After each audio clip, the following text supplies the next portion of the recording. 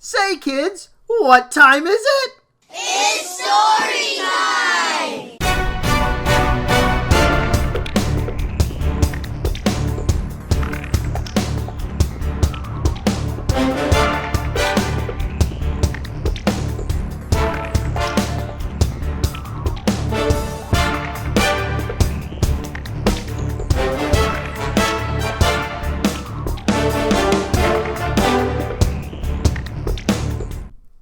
All right, hey, welcome back to Story Time with Old Dog, and let's go ahead and let's get started here. So we're still working our way through the Chronicle of Stone, Jason and the Chrononauts, and here we go. So I think it looks like we're probably going to finish the story up tonight, and then we'll be on to book 2 next. So we'll grab our handy in a little bookmark here, and here we go.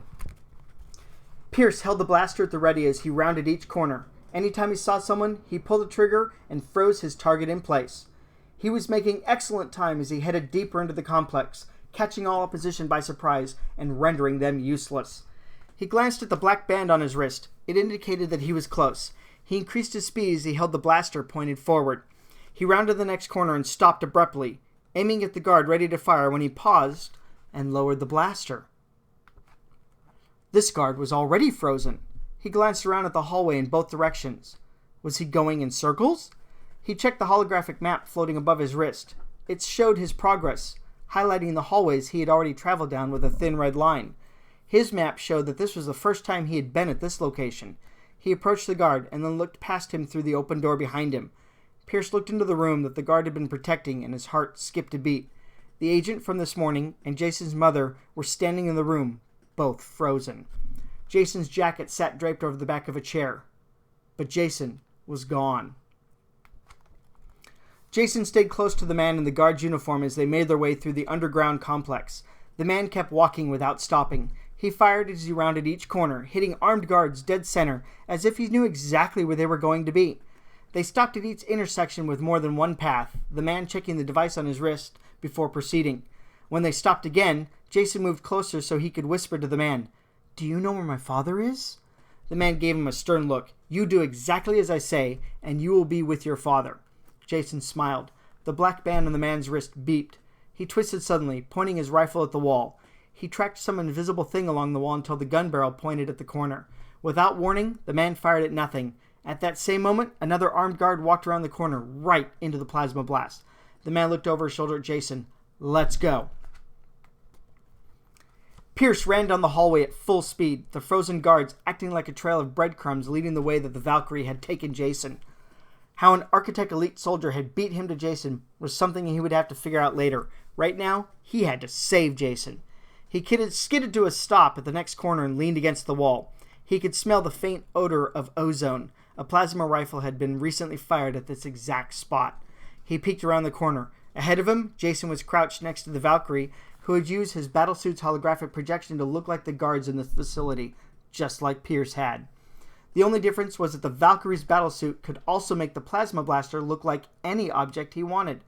Pierce's bodysuit was limited to altering the appearance of the suit itself, so Pierce looked out of place carrying the large futuristic blaster, while the Valkyrie looked like he belonged since he had the same type of weapon all the other guards in the complex carried. It also gave the Valkyrie the edge when he came across other guards. They literally put their guard down, giving him the opportunity to shoot them before they could react. Jason stood and followed the Valkyrie around the corner.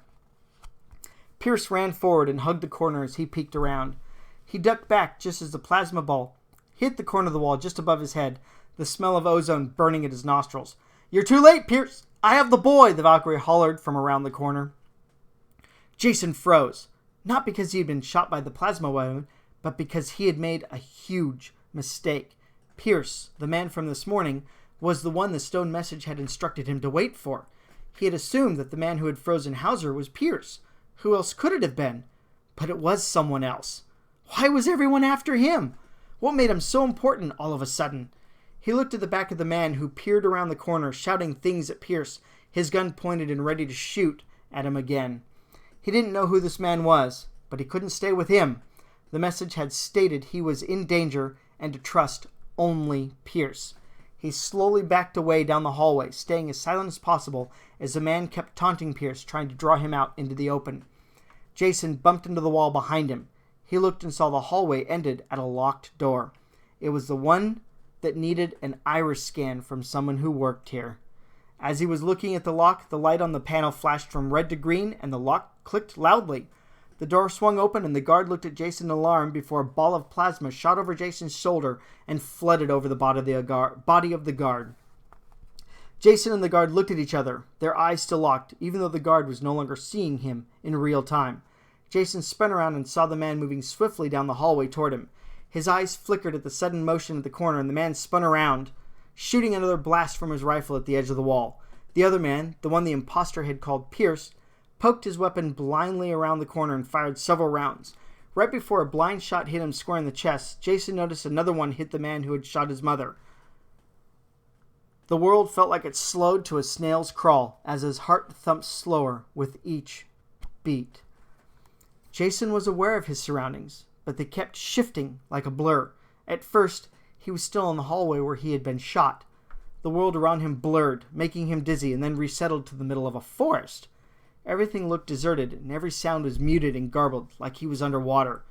Jason had seen what the gun could do, but since he wasn't out cold, he guessed it slowed time down rather than completely froze its victim. It made sense, since everything so far pointed to technology that could control time. It had been used for travel. Why not also as a weapon? The world blurred around him again, and then resolved itself to a dark alley in the middle of the city. The streets and sidewalks were deserted, and it felt like he was the only person there. No, that was not quite right. It felt like he was the last human alive on Earth. After his father died, he had never felt more alone. His mother tried her best to let him know that she loved him, and he knew that she did, unconditionally. But she wasn't Dad, and she could never replace him. He looked up and saw the stars actually moving across the night sky. He was experiencing time so slowly, he could sense the movement of the earth under his feet as it hurled through space. He looked at the deserted world around him. He'd never felt more alone than he did now.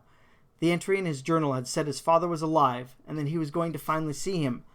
That had been the last entry in his journal. Had he actually found his father? Did he get to see him? If he had, why hadn't he written that down too? What happened after that entry that made it the last one? The world blurred again and then settled into more familiar surroundings. He was in his own backyard. The beating of his heart sped up, and the smell of ozone assaulted his nose. He sneezed, and the man he had seen earlier that morning, the one who had handed him his journal after it fell out of his torn backpack, was standing in front of him. He smiled at Jason, and then the look on his face turned to concern as he reached out to catch Jason, who was falling over. Easy there, Jason. Coming out of slow-mo can be a little disorienting. Jason fell into the man's arms and looked up at him. Pierce? He croaked. The man smiled again and nodded. My mother, Jason croaked again. Pierce lowered him to a sitting position on the ground and shook his head. She will be fine. We have to go back and get her. She is not crucial to the plan. What plan? A beep emanated from Pierce's wrist, and he looked at the black band. He looked back at Jason. We don't have much time. We have to get your sister and her friend out of the house before the Valkyries get here. Hauser felt his heart speed up at the same moment the guard who had shot him disappeared. He looked around and saw Mrs. Ryder standing frozen inside the interrogation room. He spun around once more before kicking over the chair. Jason was gone. He flipped open his cell phone and speed dialed a number with his thumb. He took off down the hallway as he heard the phone ring on the other side. As he ran, he passed more guards coming out of being frozen and ordered some of them to begin locking down the base while commanding a couple of them to follow him. He rounded another corner and skidded to a halt, the two guards behind him nearly crashing into him. Ahead of him stood a guard he did not recognize, standing frozen at the end of the hallway. The phone in his hand suddenly emitted sharp tones as he pointed at the frozen guard. Secure this man. I want handcuffs, chains, steel bars, whatever it takes. I don't want him to get away. Yes, sir, the two guards behind him replied at the same time and moved to grab the frozen guard. He placed the cell phone back to his ear. The tones played again, followed by the robotic voice. The number you have dialed is not in service at this time. Please check the number and try again. This wasn't good. The cell phone his agents had in the field were satellite phones. There was nowhere they could go in the world and be out of range. The cell phone that Hauser had been trying to call was still in the hand of the agent who stood frozen just outside a black SUV. He had been hit with a plasma shot at the same moment he had been lifting the phone up to answer it.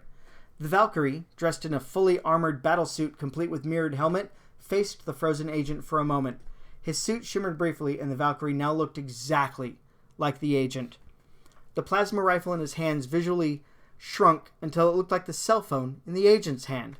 The Valkyrie looked across the street at the house that the agent had been watching. Upon the Valkyrie's thought command, the faceplate on his helmet displayed the interior of the house like he was viewing it through a full-color X-ray machine. The image resolved itself until he could clearly see two small figures sitting next to each other in one of the larger rooms, both facing the same viewing device. He focused on the two small girls sitting on the couch. Text streamed across the display as amber circles formed around the two girls, providing relevant data about his potential targets.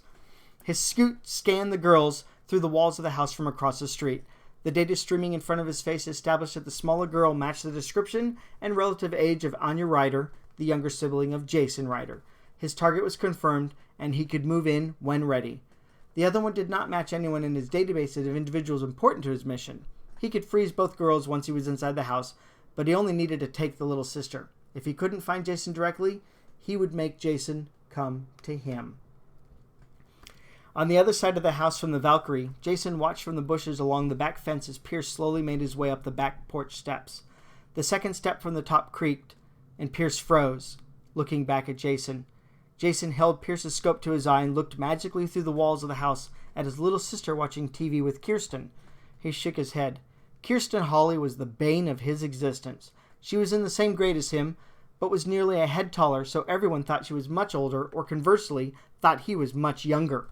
It was bad enough that she lived just down the street, so she was always available to babysit Anya. That meant she was at his house way more than she should have been.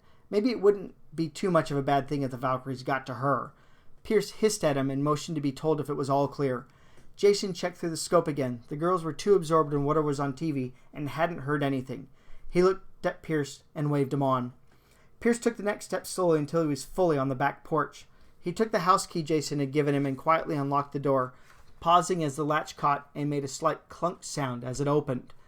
Pierce opened the door slowly and stepped inside, holding the plasma blaster in front of him as he crept forward. Pierce had convinced Jason that shooting the girls and taking them away quickly was a better option than trying to convince them to come quietly.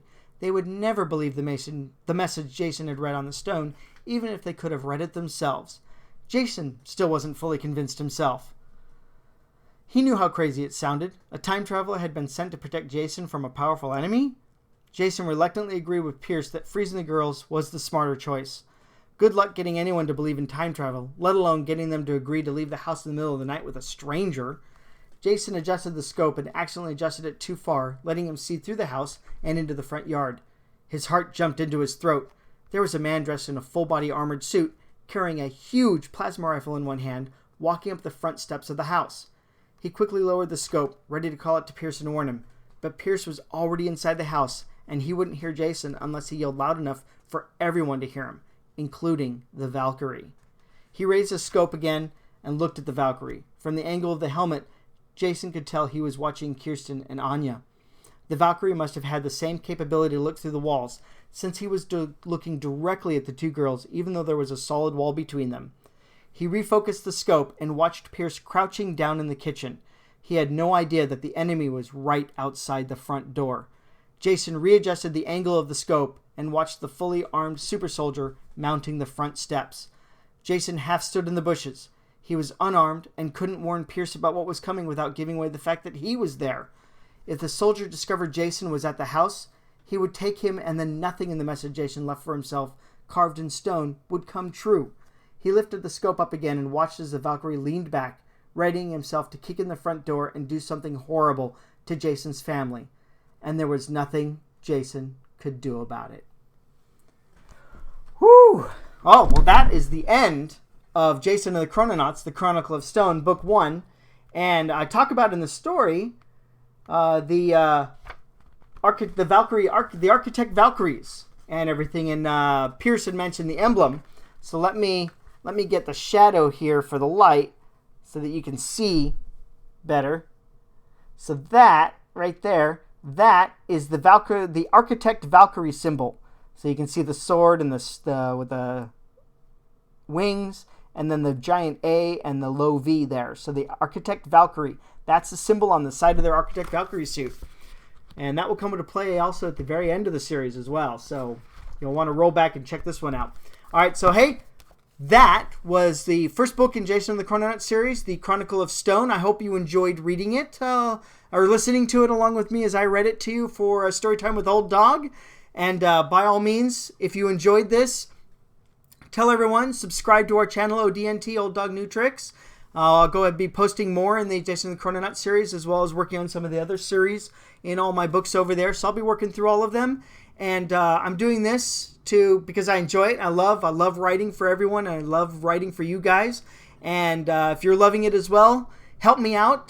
Give me back by buying one of these books. You can buy it an ebook for $2.99 each. Very reasonably priced. It's not that big of an investment for you, but it's a big investment in my life. Enable me to keep doing this, doing what I love. So thank you very much.